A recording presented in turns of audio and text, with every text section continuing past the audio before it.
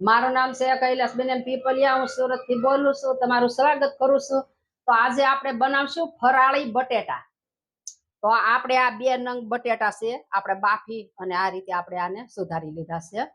અને આ સાબુદાણા છે. આને આપણે 1 કલાક માટે પલાળ્યા હતા. પલાળી અને પછી આપણે 1 કલાક આને કોરા થવા દીધા હતા. અને પછી આપણે આને તેલમાં તળી લીધા છે. અને તમને પણ આ બેકરીમાં મળી રહે. અને આ સિંગદાણા લીધા છે આપણે. આ થોડોક આપણે ફરાળી સેવડો લીધો છે. અને આ મોળું મરચું એક આપણે આ મોટું મોટું આ રીતે સુધારી લીધું છે. અને આ તીખી મરચી છે. આ લીલા ધાણા છે, લીંબુ અને આ મીઠું લીધું છે. આ ખાંડ આપણે 1 ચમચી લીધી. આ તેલ લીધું છે. અને આ રાઈ જીરું અને મીઠો લીમડો આપણે વઘાર કરવા લીધો છે.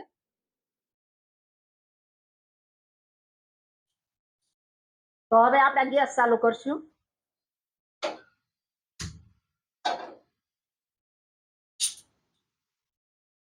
એમાં આપણે તેલ નાખશું.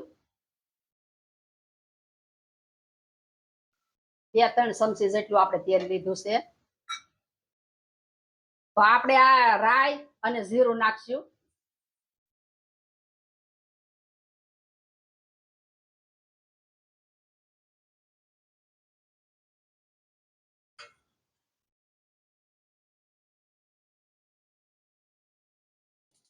તો આ મીઠો લીમડો નાખશું આપણે. આ મરચા છે એ નાખશું મોળા. અને આ મરચી છે એ નાખશું આપણે.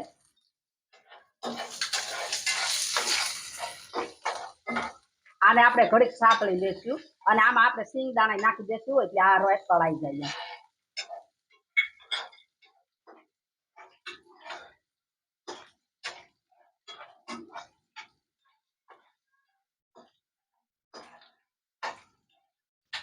તો હવે આપણે આ બટેટા નાખશું આમાં.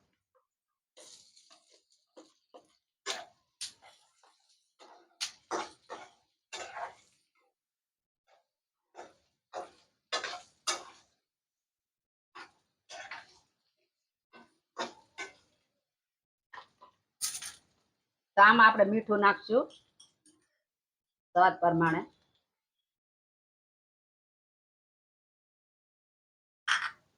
અને આપણે આ ખાંડ નાખશું થોડી.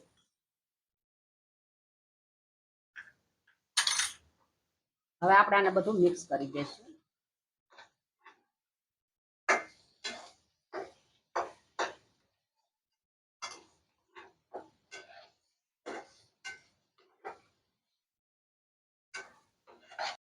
તો હવે આપણે આ લીંબુ નાખશું.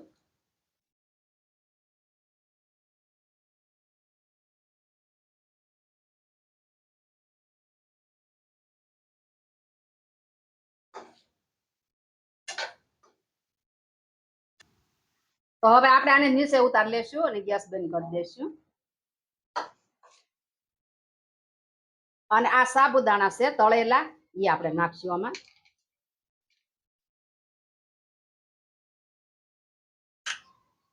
અને આ ફરાળી સેવડો છે એ નાખશું આપણે.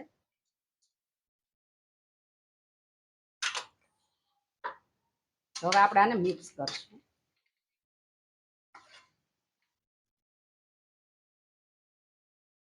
અને આપણે આમાં ધાણા નાખશું.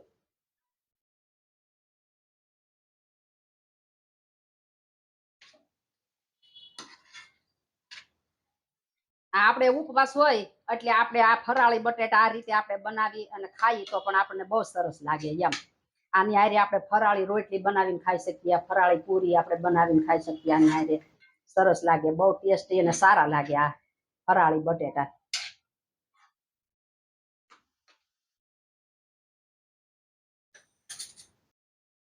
તો હવે આપણે સર્વ કરશું.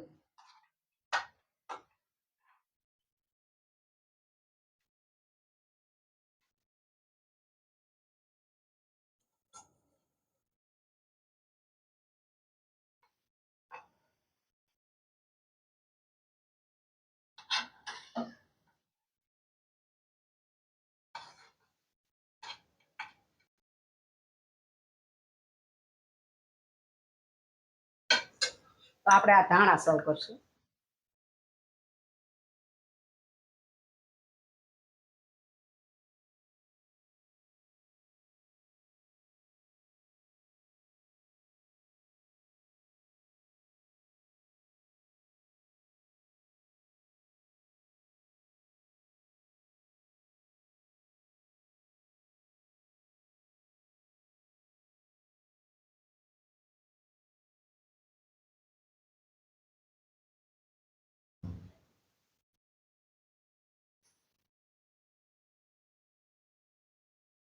તૈયાર છે આપણા ફરાળી બટેટા. તમને મારી રેસીપી ગમી હોય તો મારા વિડીયોને લાઈક કરજો, શેર કરજો અને મારી ચેનલને સબસ્ક્રાઇબ કરજો. કોમેન્ટ કરી અને કહેજો તમને કેવા લાગ્યા ફરાળી બટેટા.